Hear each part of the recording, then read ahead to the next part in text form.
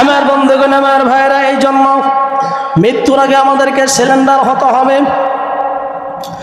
আল্লাহ রাব্বুল আলামিনের কাছে মৃত্যুর আগে 6টা জিনিস চেয়ে নেবেন, বেশি বেশি 6টা জিনিস আল্লাহর কাছে চাইবেন মৃত্যুর আগে। আপনার মৃত্যুর আগে আল্লাহর কাছে 6টা জিনিস চেয়ে নেবেন। নাম্বার 1 হলো আল্লাহ রাব্বুল আলামিনের কাছে দোয়া করবেন, আল্লাহ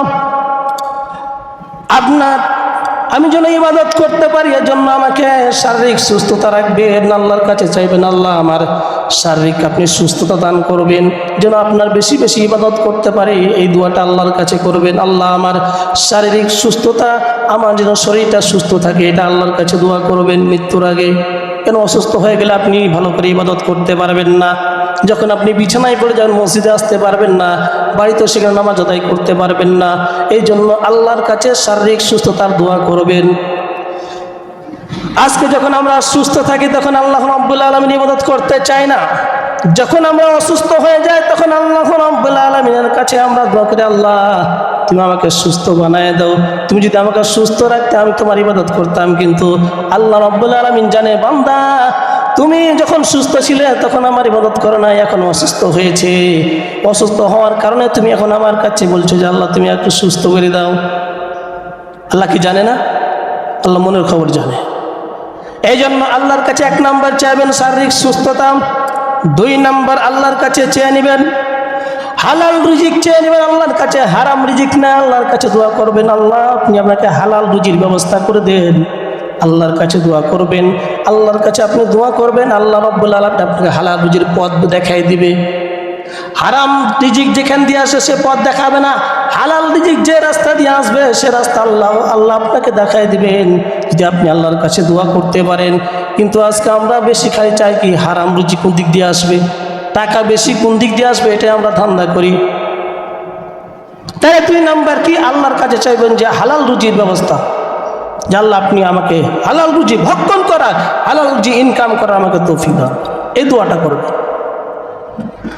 নাম্বার 3 হলো আল্লাহর কাছে চেয়ে নেবেন নিরাপদ বাসস্থান, নিরাপদ বাড়ি।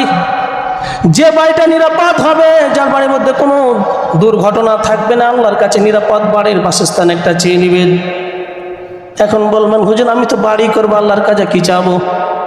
আপনাকে যে আল্লাহ রাব্বুল আলামিন, আপনি বিদেশ ছিলেন, আপনি বিদেশে থাকার পরে কোটি কোটি লাখ লাখ টাকা ইনকাম করেছেন।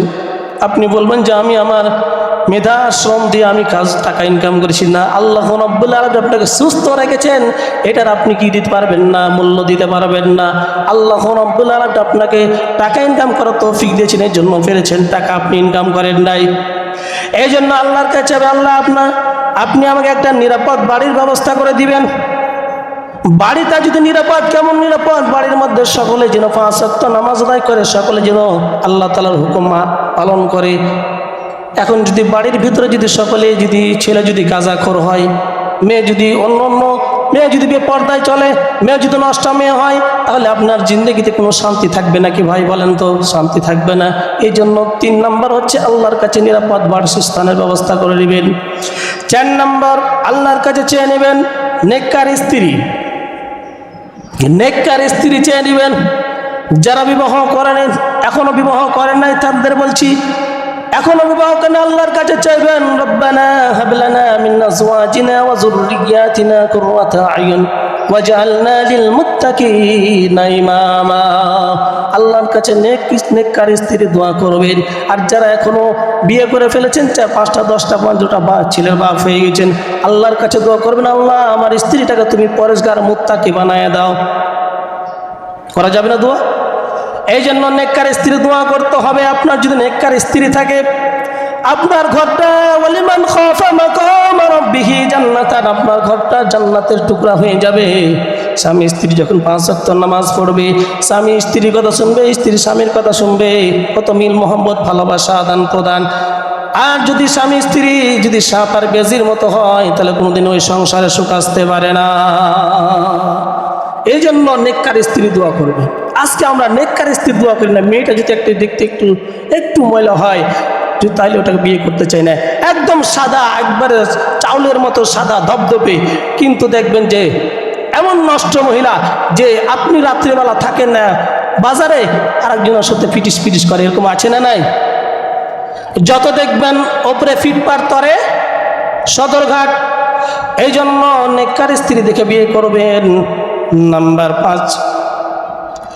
5 হলো নেককার সন্তানের দোয়া করবেন আল্লাহর কাছে, রব্বি হাবলি মিনাস সালিহিন। আল্লাহ আপনি আমাকে নেককার সন্তান, তুমি যদি আমাকে সন্তান দাও, দুনিয়াতে যে সন্তান দিবে নেককার সন্তান দাও, দোয়া করবেন।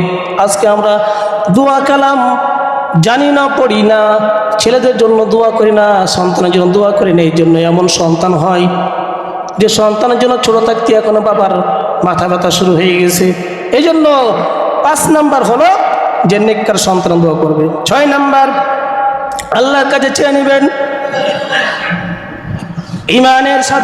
ইমানের সাথে মৃত্যু চেয়ে নেবেন। আপনি 60 বছরের জিন্দেগি পেলেন, 60 থেকে 59 বছর আপনি জিন্দেগি পেলেন।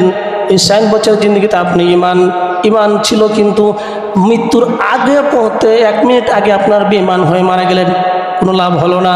এই জন্য আল্লাহর কাছে চেয়ে নেবেন যে ইমানের সাথে মৃত্যু, যেন আমি ইমানের সাথে মৃত্যুবরণ করতে পারি।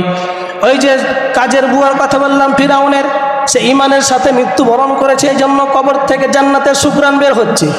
আর আপনি যদি সারা জীবন 50 বার 100 বার হজ করেন, কিন্তু মৃত্যুর সময় যদি আপনার ইমান না থাকে, তাহলে আপনি বেঈমান হয়ে মারা গেলেন, আর বেঈমানের ঠিকানা জাহান্নাম। এই জন্য আল্লাহর কাছে দোয়া করবেন, আল্লাহ আমার মৃত্যুটা যেন ইমানের সহিত মৃত্যু হয়। পারবো না? এই জন্য আল্লাহর কাছে 6টা জিনিস আমরা মৃত্যুর আগে চেয়ে নিব।